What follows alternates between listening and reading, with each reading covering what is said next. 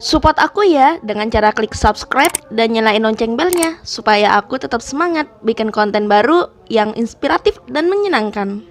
Assalamualaikum warahmatullahi wabarakatuh. Waalaikumsalam warahmatullahi wabarakatuh, Caleli. Ya Allah, sebenarnya ini ada insiden kemarin ya. Kita sebenarnya upload udah dari lama juga. Tag udah dari lama juga, tag yang pertama, sekarang tag yang kedua.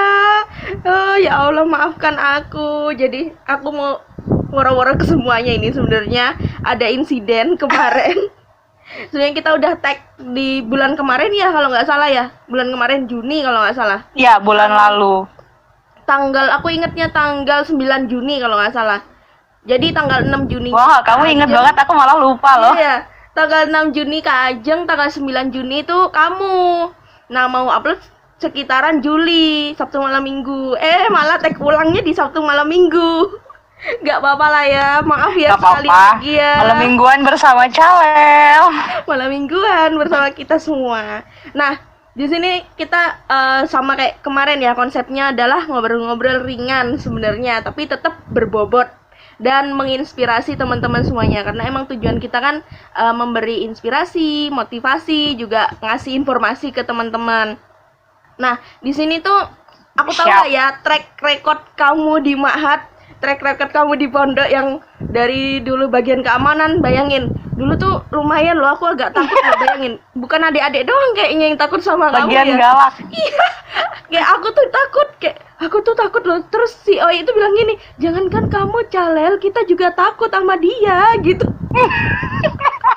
Gimana? Karena aku kalau ngomong suka ngegas-ngegas kali ya. Gimana adik-adik ya dulu ya mungkin. Nah, setelah itu kan waktu itu kan setelah jadi bagian keamanan, yaitu kamu pengabdian di pondok ya kan, bukan setahun tapi ngambil yang 4 tahun sampai S1. Nah, pengalaman pada saat kuliah di Unida kan ya, udah Unida waktu kita tahun pertama udah Unida apa tahun keduanya? Perasaan tahun pertama masih ISIT pas itu. Kita tahun pertama itu terakhir ISIT. Jadi kebetulan angkatan kita itu pas jadi masa transisinya dari Unida ke ISIT. Jadi kita nih setengah Unida setengah ISIT gitu loh, Calel. Makanya jadi kita tuh juga bingung masih ikut Unida apa ISIT. Pengalaman dikit waktu di Unida gimana, Dut? Pengalamannya aku selama kuliah itu kebetulan kan masuknya di Fakultas Ekonomi. Jadi sebenarnya itu nggak milih sih. Memang waktu nulis angket kan kita disuruh milih. Kebetulan emang dapetnya sesuai dengan yang aku pilih. Jadi ya udah berkecimpung di situ. Sebenarnya awalnya tadinya itu aku nggak berminat karena emang aku kan dulu pengennya tuh psikolog. Jadi aku pengen daftar tadinya tuh mau psikolog UGM gitu. Cuman ternyata ya udahlah di Unida setahun gitu kan. Nggak taunya pas semester 1-2 tuh masih abal-abal gitu kan. Tapi nggak tahu ada ilham apa, tiba-tiba tuh kayak pengen 4 tahun aja gitu. Ya udah akhirnya aku lanjut deh 4 tahun, nggak jadi keluar. Pokoknya nggak jadi ngurus yang di luar deh gitu kan. Nah, baru tahun kedua tuh aku yang ikut apa-apa, ikut sana sini. Sebenarnya tahun pertama itu aku udah sering ikut kegiatan sih, kayak seminar internasional, terus juga Olimpiade Ekonomi. Pertama kali aku ikut debat itu semester 2. Nah, dari situ terus kayak passion aku di debat aja gitu. Jadi selama kuliah memang aku lebih aktif di kegiatan di forum debat sama di ya kegiatan-kegiatan lainnya sih gitu. Pokoknya ketika demanya kita itu emang baru mulai aktif gitu loh. Kitanya juga yang pengen nyoba-nyoba gitu kan. Terus banyak-banyak kita dapat baman juga lumayan banget sih, karena kita jadi bisa ngukur gitu kan. Karena kemampuan kita tuh masih ya Allah zero banget gitu. Kita butuh banyak belajar nih, teman-teman di luar tuh udah sampai ibaratnya udah sampai tingkatan atas banget, dan kita tuh kayak masih peak banget gitu. Dari situ kita benar-benar yang tertampar suruh ayo dong belajar lagi gitu biar kita tuh bisa lebih wow gitu. Tapi dari pengalaman-pengalaman itu akhirnya pas sudah lulus S1, ya kan, S1-nya habis lulus dari Unida, keluar, dan sekarang akhirnya di luar itu terpakai ya pengalaman-pengalaman yang tadi kamu dapetin waktu kamu ikut-ikut lomba pas di Unida itu. Terus juga beberapa pegangan dan juga moto waktu di Ma'had itu kan lumayan lama ya track kamu ya, daripada trackku yang anak Adi ya kan, yang anak kelas biasa. Sama kamu intensif ditambah kamu S1 tambah pengabdian, otomatis kan berarti berapa tahun? 4 tahun setahun 9. 9 ya, tuh lebih 9 lama tahun. daripada aku Iya. cuma 6 tahun ya kan. Nah dari semua maksudnya trekmu kan panjang ya. Lumayan panjang ada di dalam pondok. Nah itu waktu pada saat keluar dan ada di dunia kerja dan juga sekarang udah S2 nih alhamdulillah, dan aku dengar-dengar juga dapat Amin. LPDP ya kan. Nah itu gimana itu kok Alhamdulillah. bisa melalui jalan tempuh seperti itu tuh, gimana, ceritain lah dikit, mungkin bisa berbagi sama teman-teman ya kan yang merasa dirinya kurang itu tadi kan, harus di diimprove sama pengalaman juga, terus juga ada yang mungkin semangatnya kurang bara gitu, mungkin dari pengalamannya antum bisa lebih semangat lagi. Sebenarnya kita tuh emang sebenarnya harus punya planning tuh dari jauh-jauh hari ya. Kalau aku dulu itu dari masih pengabdian semester 5, semester 6 itu aku emang udah planning, pokoknya aku lulus S1 harus kuliah lanjut S2 nih gitu. Cuman emang pilihannya 2, aku mau kuliah dengan beasiswa atau aku mau kuliah dengan hasil keringat aku sendiri, karena aku mikir alah udah lulus S1 tuh udah bukan waktunya minta lagi gitu kalau ke orang tua gitu kan. Terus akhirnya ketika selesai pengabdian tuh 2018 kan bulan Juli. Nah, aku tuh kayak langsung pengen daftar beasiswa, cuman ketika itu aku daftar beasiswa AAS. Cuman di situ aku masih ngerasa lemah banget itu di IELTS sama di motivation letter. Jadi aku kayak masih belum punya modal, aku belum berani daftar yang tahun itu. Nah, di samping itu ternyata pas di akhir tahunnya itu LPDP buka. LPDP santri pertama kali tuh tahun 2018. Oh, nah, iya. aku nyoba. Iya. Iya, pertama kali yang angkatannya Kak Masyitah Anis. Kak Masyitah Anis kan pertama lulus LPDP santri tuh. Nah, di situ aku nyoba juga. Ternyata rekomendasi aku beda sama yang diformatin dari LPDP. Jadi aku udah nggak lolos tuh di berkas pertama kali waktu tahun 2018. Nah, habis itu aku galau nih, aduh gila nih, aku mau ngapain habis ini gitu kan. Aku udah berapa bulan keluar dari pondok dan aku di rumah nganggur ya. Kita kan biasa ada kegiatan ya, apalagi ketika di kampus Unida pengabdian tuh aku yang bener-bener nggak bisa diem gitu loh. Kalau nggak ngajar, kuliah, kegiatan pokoknya tuh harus ada gitu. Ketika di rumah nggak ngapa-ngapain, bingung kan, otomatis kayak aduh udah langsung stres banget di otak. Pokoknya gue harus punya kegiatan nih ya. Akhirnya aku memutuskan udahlah sambil berjalan aku coba cari-cari kerja gitu. Buat cari pengalaman juga kan gitu. Pokoknya prinsip aku mau kerja yang sesuai dengan basic studi aku, biar aku bisa hitung-hitung, aku mengamalkan lah apa yang udah aku dapat di pondok, di kampus juga kan, biar tahu gitu loh, ternyata aku belajar ini tuh buat ini gitu loh. Akhirnya kebetulan alhamdulillah tuh akhir ketika aku lagi waktu itu aku sempat daftar rekrutmen BI, tapi aku nggak lolos nih. Kan rekrutmen BI itu ada 7 step, 7 langkah, 7 tahap, dan aku cuma lolos sampai tahap ketiga. Tahap keempat aku udah nggak lolos. Abis itu aku ikut beberapa ODP dari BUMN juga, bank-bank BUMN itu, aku nggak lolos juga. Udah abis itu aku stres, gila gue mau kerja apa gitu kan, mau kerja ngajar tuh kayaknya nggak passion aku gitu loh. Jadi yaudahlah pokoknya cari-cari dulu. Kebetulan terus aku dapat info ada lowongan di Jakarta itu kan, di company yang kemarin sempat aku tempatin.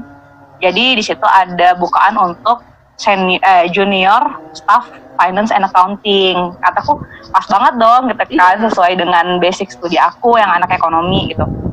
Jadi aku iseng, aku daftar, nggak taunya lolos gitu kan. Ya udah akhirnya kayaknya tuh juga orang tua tuh enak banget gitu loh. Ya udah kalau kamu mau nyoba silahkan gitu, lanjut aja, ambil aja. Nggak mikir itu perusahaan apa, gimana sistemnya itu. Pokoknya tuh nggak nanya-nanya, tapi ya udah silahkan kamu berangkat aja.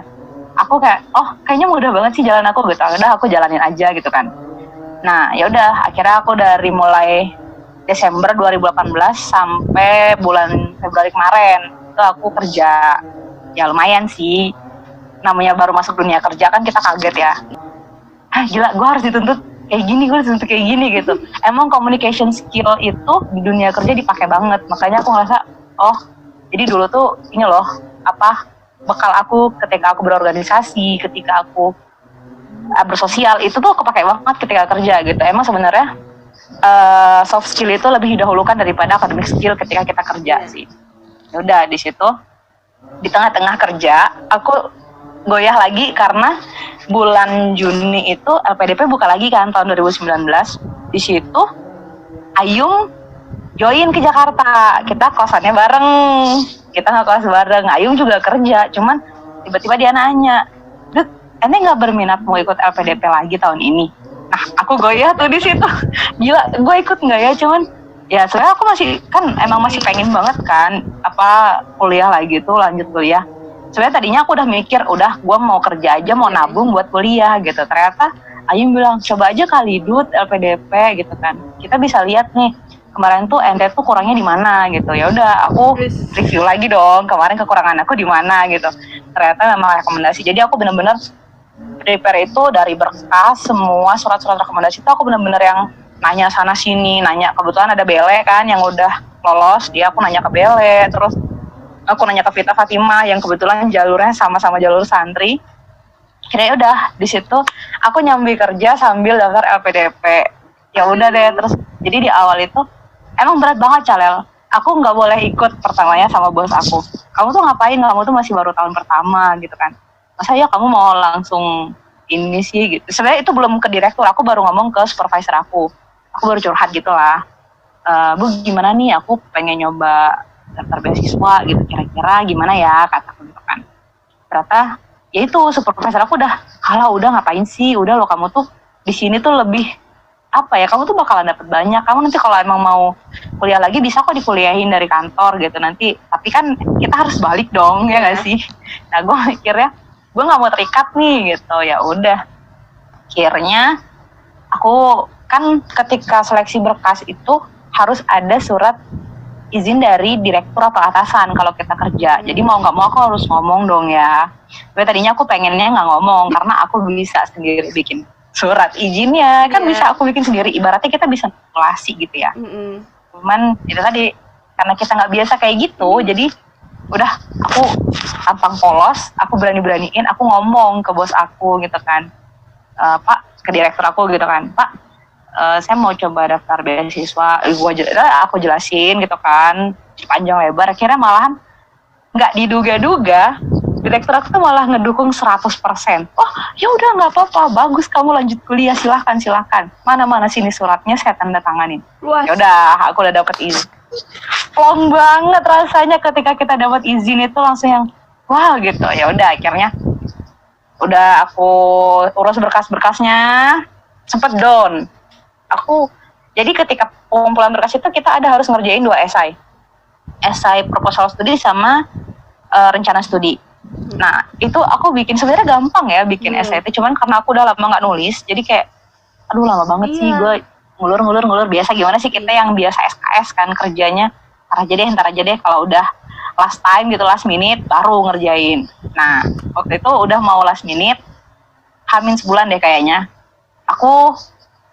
Jadi ceritanya aku tuh kayak punya teman dekat nih, kita punya teman dekat, dia support terus nih, ayo udah pokoknya kamu harus semangat ya, hidup semangat gitu. Ternyata ketika udah mau last minute hamin sebulan gitu, ya dia kecelakaan gitu kan. Terus ya udah gitu kayak ya aku kehilangan motivasi gitu, kayak apaan sih, udahlah enggak galau gitu lah pokoknya. Calel udah habis tuh udah gue nggak pengen lanjut lagi nih gitu, udah pokoknya aku udah putus asa, udah nggak pengen lagi, udah nggak ada semangat. Akhirnya pokoknya ada motivasi lagi, tapi gue udah nyoba sejauh ini, emang nggak penasaran apa hasilnya gimana gitu kan, udahlah coba-coba aja gitu. Akhirnya ya udah hamin seminggu aku kerjain nih esainya, aku kerjain, udah tinggal ngumpulin. Aku kan nyimpan esainya tuh di laptop aku, nggak aku backup di mana-mana tuh, nggak. Ternyata kita dapat musibah, kontrakan kita kemalingan, jadi laptop kita semua raib. Oh iya, aku pernah minta foto dan kamu bilang laptopmu hilang. Iya itu. Masa itu? Agak nyebelin sih itu. Kalau laptop itu hilang ya udah hilang semuanya gitu kan. Bahkan esai yang harus aku kumpulin seminggu lagi itu juga hilang. Seminggu gitu. loh. Jadi, ya deadline. Ya udah di situ. Gila. Deadline hamin seminggu loh. Hamin seminggu gue nggak punya laptop, gue harus ngerjain 2 esai lagi. Terus gitu kan. Ya tuh? udah akhirnya solusinya finalnya itu sebenarnya Zara minjemin laptop. Cuman kita di kosan kan bertiga, Nanut make, Kalia make. Jadi kita gantian nih bertiga pakai laptop di kosan. Di situ aku kalau lagi misalnya di kantor nih ada inspirasi, aku nyuri-nyuri itu dari kantor kan. Ini agak golat dikit Oh, sih. komputer kantor. Kantor, fasilitas kantor aku pakai sebentar buat ngetik. Kalau di kosan aku lagi inget atau di jalan aku lagi inget gitu, aku ketik di HP atau aku tulis di buku notebook gitu. Nanti aku salin lagi, ketik lagi ketika di kantor. Jadi aku cuma bisa pakai fasilitas kantor doang. Ya udah, sampai akhirnya aku ngumpulin, aku submit pendaftaran itu pokoknya last minute banget. Misal kayaknya penutupan malam kan, penutupan pendaftaran itu aku baru submit itu sore. Ya udah, jadi pokoknya Bismillah aja, aku udah pasrah, aku udah ya gitu deh, pokoknya nggak berharap, udah nggak ini, aku nggak maksimal, kayaknya ini udah kayaknya emang bukan rezeki aku gitu kan. Walau alam ternyata malah lolos gitu dari tahap 1 itu gitu. Ya lumayan Padahal ya, sih, cuman hambatan rintangannya lumayan juga ya ternyata ya. Itu belum seberapa guys, itu belum seberapa. Itu baru tahap 1. Selanjutnya menuju ke step Tahap selanjutnya. 2, pas mau kan, jadi tahapnya ada 3. Ada 3. Tahap pertama berkas, kedua tes substansi itu TPA tertulis, sama yang ketiga itu interview. Nah pas menuju ke tahap 2 ini kan kurang lebih jaraknya 3 mingguan deh ya kayaknya. Nah ada persiapan gitu kan. Ternyata ketika yang aku bilang laptop aku hilang itu, ternyata aku juga di rumah tuh lagi dikabarin gitu, kalau di rumah tuh lagi ada musibah gitu kan. Innalillahi. Ya udah, terus udah agak ya gimana ya gitu, kayak udah hilang semangat gitu kan. Pas udah mau tahap 2 lagi, aku udah kabarin orang rumah dong, Ma aku lulus nih gitu kan. Ternyata ya udah semangat gitu gini. Ternyata hari Senin aku berangkat ke Surabaya, hari Selasa aku berangkat ke Surabaya, karena tesnya kan di Surabaya tuh, tes substansi kita harus ke lokasi, nggak bisa online kan. Jadi aku berangkat ke lokasi, Hamin hari Jumat, Sabtu, Minggu, Senin, Selasa. Pokoknya Selasa tuh harusnya aku berangkat. Hari Jumatnya aku telepon. Pokoknya dia aku harus pulang gitu sore itu. Dut, gimana? Bisa pulang nggak? Itu aku udah ngambil cuti. Itu sore itu aku udah pamitan mau minta doa buat ujian. Karena ujian aku hari Rabu kan. Aku rencana terbang hari Selasa. Ternyata hari Jumat itu aku pas sudah pamit-pamit mau doanya sama orang-orang kantor, aku ditelepon sama orang rumah. Itu bisa pulang sekarang nggak gitu? Hah? Wow. Emang kenapa gitu? Ya udah pokoknya udah pulang aja dulu gitu. Udah pokoknya pulang aja dulu, ada. Ya intinya udah aku harus pulang. Oke, aku udah nggak enak. Ya udah. Ternyata aku pokoknya harus pesan tiket sore itu juga. Aku nggak tahu nih kalau bakalan dapet tiket apa enggak. Yang penting aku ke bandara dulu. Terus ternyata dapat WA nih, WA grup, di grup keluarga sih. Ya udah dikabarin kalau ternyata ya udah aku dapat musibah dan aku harus pulang dan aku harus mengikhlaskan dan aku harus ya udah gitu. Ya udah, ini jalan yang terbaik gitu loh. Jadi sore itu juga aku pulang, aku sampai di rumah. Pokoknya ceritanya sore itu papaku pulang. Ya, jadi setelah 40 hari sakit, papaku pulang kan. Sampai di rumah, aku udah di bandara itu aku udah galau, udah gila, gue bisa nih pulang sendiri gitu kan.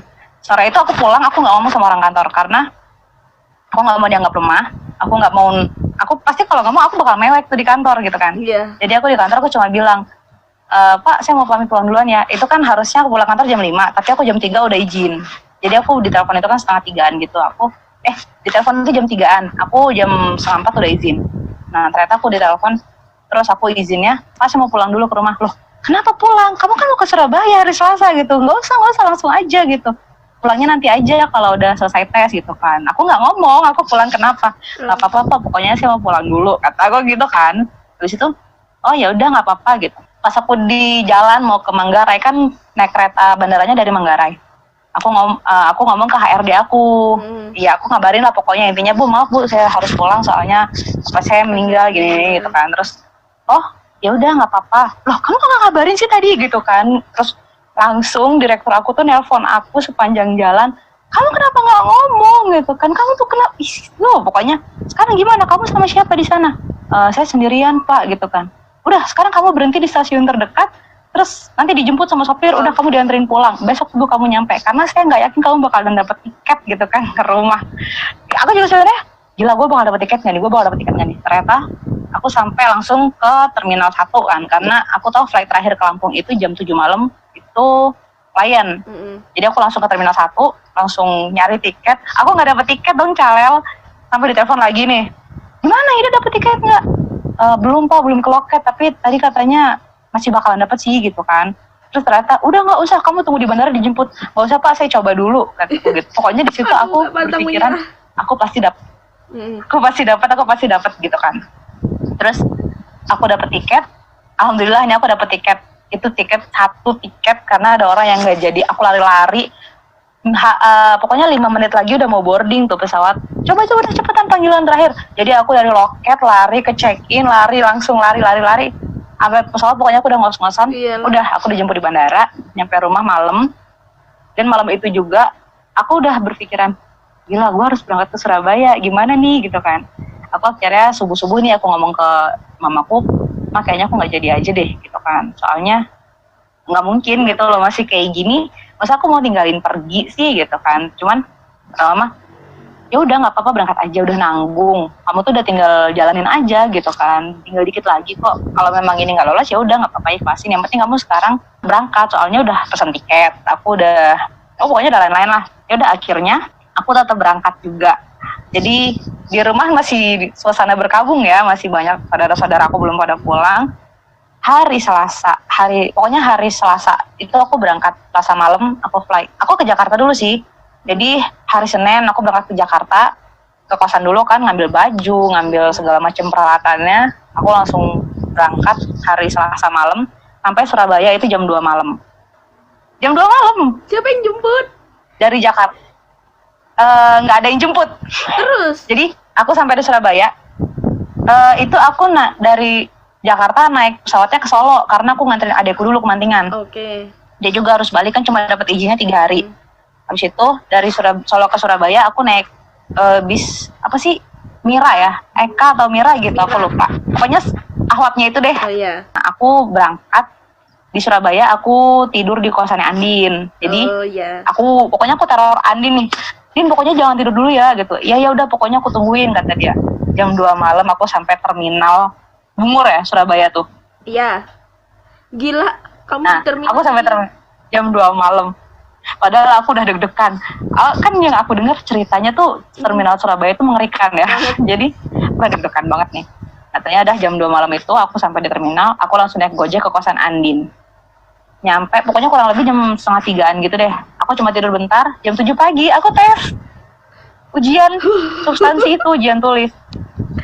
Dengan mataku yang masih sembab ya nangis ya, sembab ya kurang tidur juga ya, pokoknya udah nggak pernah belajar, udah pokoknya di situ aku udah yang aduh gimana nih gue, udah pokoknya bismillah banyak doa aja sepanjang jalan dari kosan Andin sampai tempat tes itu di BKN Surabaya itu. Aku cuma banyak doa, sholawat, udah pokoknya bondo nekat aja dah gue ada sekarang gitu kan. Nggak taunya qadarullah ya, aku ngerjain sebisa aku kan, itu hasilnya langsung muncul.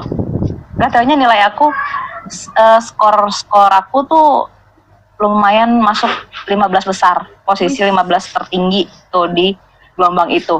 Aku ya ampun, gila, gue nggak percaya. Sampai aku lihat ulang Calel kan, di monitor tuh kan keluar terus kan dari teratas sampai terbawah. Aku lihat lagi, masa sih yang benar sih gue nomor urut segini gitu kan, masih 10 besar gitu kan, gila. Emang aku tadi jawab apa sih gitu kan? Ya udah, pokoknya udah nggak ngerti lagi. Udah di situ aku pulang ke Jakarta lagi itu udah bengong, domblong. Nggak mungkin. Pertimbangannya tuh nggak cuma itu gitu loh, lolosnya tuh pertimbangannya nggak cuma dari hasil tes, pasti banyak pertimbangan yang lain. Dan kayaknya gue tadi jawabnya masih kurang kok. Udah nggak mungkin. Itu udah pesimis banget Charles. Kayaknya gue udah nggak bakalan lolos nih, udah nggak bakalan. Udah nggak usah ngarep tuh, udah lu sekarang jalanin aja deh gitu.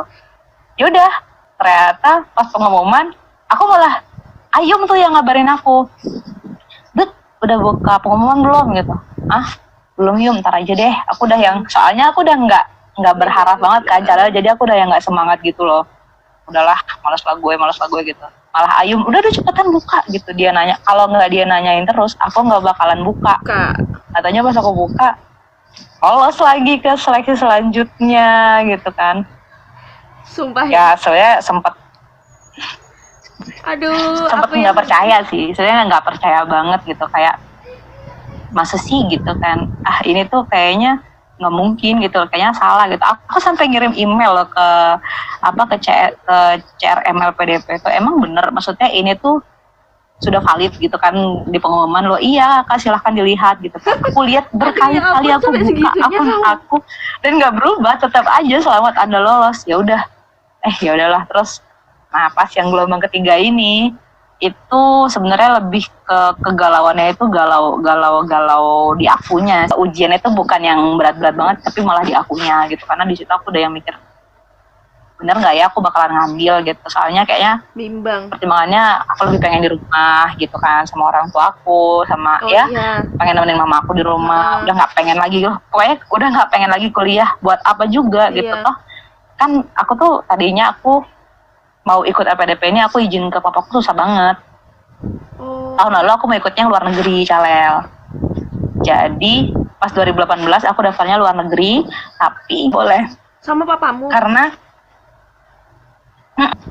papaku bilang, udah deh kamu kerja dulu aja gitu, cari pengalaman. Kalau misalkan kamu nggak kerja dulu, nggak bakalan kamu fighting buat LPDP juga. Di akhir tuh aku mikirnya gitu, kayaknya kalau emang aku nggak di Jakarta, kayaknya emang nggak ada jalannya gitu. Iya. Kan waktu 2018 aku daftarnya luar negeri, tapi nggak boleh.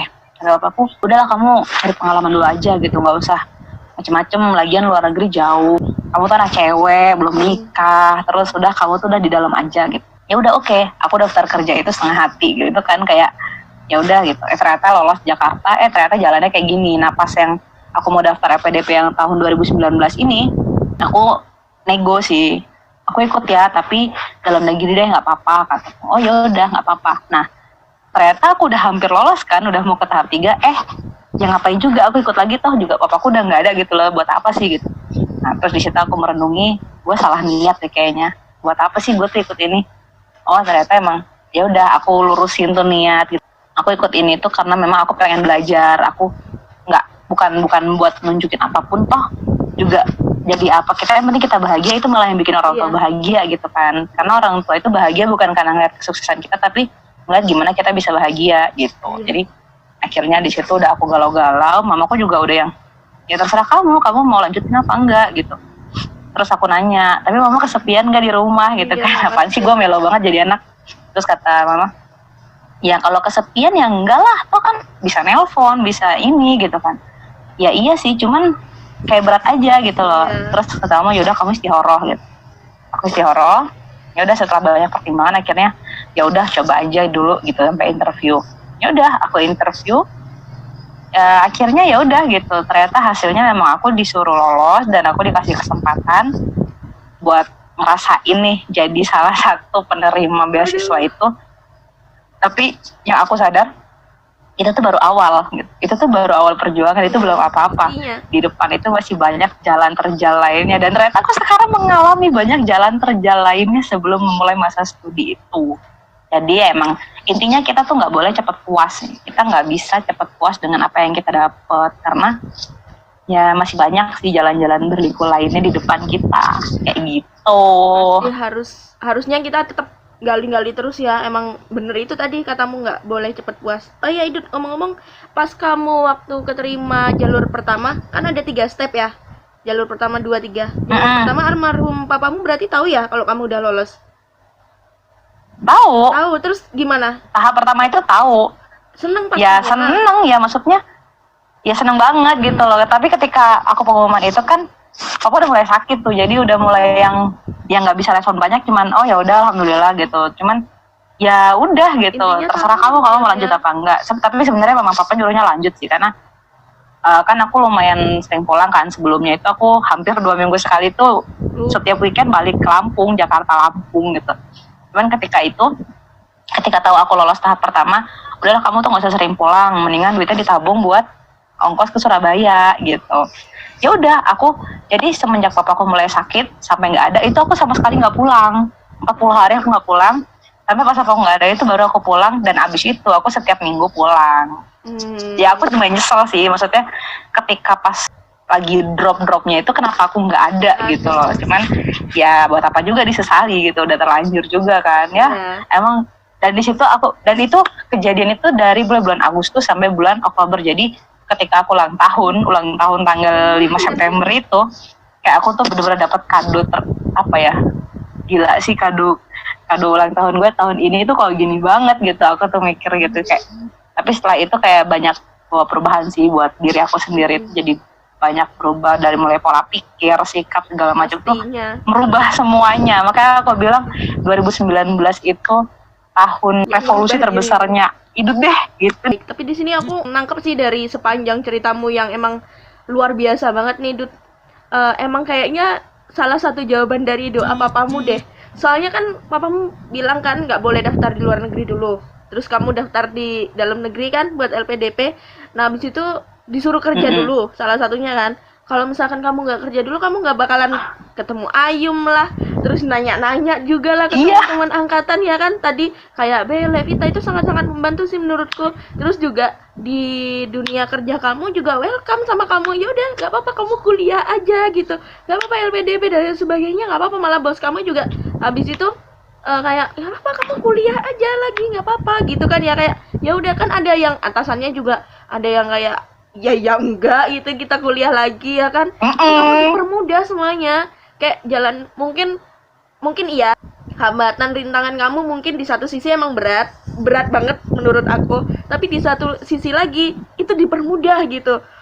Jadi emang benar, emang butuh struggle-nya banget kamu. Aduh itu emang benar banget sih, kita harus percaya banget sama yang namanya sama ayat inama lusri yusra itu emang benar-benar ternyata di situ aku benar-benar ngerasain. Sebenarnya setahun aku kerja itu aku dapat banyak banget pengalaman, dari mulai cara aku berpikir untuk problem solving di dunia kerja, pengalaman aku emang itu benar-benar aku kayak aku ambil bekal banget buat aku, karena aku dari awal ketika aku kerja ini penting ya buat teman-teman yang baru lulus, adik-adik junior mantan alumni santri yang baru lulus dan emang baru mau kerja, emang niatnya harus dilurusin. Karena kalau enggak, nanti kita ke depannya bakal berat. Pasti orang itu bakal ngerasa terbebani, apalagi orang-orang yang baru lulus, fresh graduate, baru masuk dunia kerja, apalagi anak-anak zaman sekarang, anak-anak milenial itu pasti gampang bosen banget. Cuman di sini kenapa kita penting buat tata niat kita dari awal, karena ntar kalau nggak gitu kita nggak bakal tahan banting. Jadi dari awal aku itu berniat, pokoknya gue kerja itu tujuan utama aku bukan buat salary, tapi buat aku bisa dapat pengalaman, aku bisa belajar, aku bisa gali ilmu. Karena di situ ketika aku mau daftar kerja, papaku pernah bilang, kamu itu kerja bukan buat cari duit, kamu itu kerja buat cari pengalaman, kamu itu kerja buat bisa dapat hibroh lah ya bahasanya, kita bisa dapat hibroh buat nanti di masa depan kamu kayak gitu. Pokoknya udah, kamu harus tahan banting, dimanapun kita berada pasti ada yang nggak suka kayak gitu. Cuman ya gimana kita survive aja gitu. Nah di situ aku pegang banget tuh. Jadi ketika aku daftar kerja tuh emang tujuan aku buat belajar, buat cari pengalaman gitu, bukan buat yang lain-lain sih. Jadi ketika dijalanin emang banyak jalan terjalan kayak nggak sejalan sama idealisme kita. Misal kayak, kok ini kayak gini sih, kayaknya yang gue tahu tuh itu kayak gini deh. Terus sama banyak monopoli dunia kerja, tahu sendirilah ya Cahlel ya, pasti banyak banget kan. Di situ kita jadi bisa lebih open minded kalau kita itu dari awal bukan tujuannya buat seller. Karena pasti namanya fresh graduate itu dianggapnya nggak bisa apa-apa. Tuh, itu namanya fresh graduate pasti kita dianggap nggak bisa apa-apa. Itu penting banget. Kita bisa buat buktiin tuh kalau kita tuh mau belajar, kita itu harus bisa semuanya, dan kita itu harus welcome dan legowo ketika disuruh apapun. Ya jangan ngerasa gue nggak betah nih di sini, karena aku banyak dapet cerita nih dari adik-adik tingkat kita yang baru kerja berapa bulan atau yang baru mau masuk dunia kerja. Pada nanya, bagi tips dong gimana biar kita tuh bisa betah di dunia kerja. Lagi-lagi aku ingetin, pokoknya ingat niat kamu itu bukan buat salary, niat kamu itu harus ibaratnya kamu itu gelas kosong yang siap diisi bekal, siap diisi ilmu. Jadi kamu jangan sok tahu intinya. Iya. Oh gitu ya Kak. Iya. Karena kalau kita sok tahu, kita bakalan nyangkal terus kan. Kita bakalan ngerasa itu tuh beban, kita bakal ngerasa itu tuh berat banget sih kerja, dan ntar nggak disukain dikit sama orang, kita udah down, pengen pulang, pengen gue pengen resign aja gitu. Biasanya kan orang-orang kayak gitu ya. Kayak kita nggak bisa kayak gitu. Kita harus bisa survive, kita harus bisa menempatkan diri lah intinya. Dan kalau kita di pondok udah biasa sosialisasi sama temen, itu kita emang bakal kerasa banget tuh ketika kita di dunia kerja kayak ngadepin orang yang kayak gini. wataknya orang timur dengan orang barat kan beda ya kan, apalagi sama orang Jawa itu kan biasa orang Jawa kan lembut, kalau orang Sumatera tuh kayak gini gitu, kayak gua gini. Kita bisa mulai belajar dari ketika kita di pondok itulah, kita bisa dengan bergaul sama banyak orang, kita jadi bisa tahu kan orang apa kayak gini, orang itu kayak gini.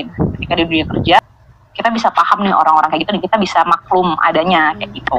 Intinya itu, yang penting niatnya buat dapat pengalaman dan cari ilmu gitu. Tapi pengalaman di pondok itu juga lumayan berarti banget ya, kayak misalkan kita bergaul gitu kan sama semua kalangan ya, bahkan anak-anak yang luar negeri itu juga, maksudnya adat istiadat budaya juga beda kan ya sama Indonesia tuh. Jadi kayak buat kita kalau misalkan kita ke dunia kerja ya kita bisa ngadepin itu semua dengan kita udah punya pengalaman dulu di Mahat. Benar. Ya kan, bergabung sama orang banyak, terus juga kita 24 jam kita nggak mungkin kan kita sekamar sendirian gitu. Pasti kan sekamar bareng, di kamar mandi juga bareng, mau nyuci bareng, ketemu orang gitu. Terus dipakai di dunia kerja yang cuman ketemu orang nggak sampai 24 jam, ya itu menurutku ya sangat mudah gitu untuk diterapkan kembali gitu. Mudah banget sebenarnya. Tapi ya emang itu dia tadi, Dut, kamu banyak sekali memberikan teman-teman motivasi dan juga memberikan perjalanan hidup yang emang sungguh-sungguh. Ini perjalanan hidup udah dari di Mahat ya, pertama di Mahat, kedua di luar Mahat ya kan, dunia kerja, terus juga LPDP iya, kehidupan pribadi juga iya, dan semuanya ada hambatan rintangan satu per satu, dan alhamdulillah sekarang menjadi seperti ini. Dan aku yakin sekarang juga pasti masih ada hambatan rintangan dong ya kan, setelah banyak banget. Si Ayum kemarin udah sempet sih cerita sepenggal juga dia habis keterima LPDP juga sekarang kan bagi waktu dan sebagainya gitu juga banyak rintangan katanya gitu kan. Terus dengar kamu juga ya namanya hidup ya, hidup sampai kita mati pun, sampai kita di alam barzah pun juga pasti ada rintangan, itu rintangan semuanya itu kan pasti, gimana kita menyikapinya aja. Tapi alhamdulillah ini tadi kamu udah kayak memberikan ngecas mungkin ya buat teman-teman yang nonton ini, buat tetap semangat juga, tetap berada di jalur yang tepat, meluruskan niat juga, udah include semua ya, mungkin pesan dan pesan juga udah ada tadi. Itu ya Allah, kita sekarang udah malmingan juga ya, udah jam berapa nih, sejaman hampir sejam loh kita ngobrol-ngobrol. Nggak kerasa ya, padahal ya, sebenarnya kalau diceritain lagi tuh bisa lebih panjang lah. Part 2. Nanti next time kita ketemu lah. Jangan pakai virtual kayak gini. Iya harus. Ya. Nggak suka nih yang virtual udah bosen yang namanya ngeliat layar. nanti kalau misalkan ada waktu kita ketemu, terus habis itu kamu masuk kontenku lagi nggak apa-apa ya? Mau ya? Harus ya? Beneran ya? Oh siap. Beneran ya? Siap. Insya Allah. Amin. Terima kasih Ustazah Septrida Kurniawati untuk malmingnya kali ini. Malu aku dipanggil Ustazah. Gak mungkin kan, mantan Ustazah gak mungkin. Aku gak mau nyebut itu. Semoga lancar, semoga semuanya berkah, semoga tetap istiqomah, semoga niatnya juga selalu on track ya kan, dan dipermudah segalanya. Makasih banyak buat malam ini. Amin. Doain channel aku supaya tetap berkembang. Jangan lupa gimana? Jangan lupa like dan subscribe. Dulu. Makasih banyak Idut. Assalamualaikum warahmatullahi wabarakatuh. Waalaikumsalam warahmatullahi wabarakatuh.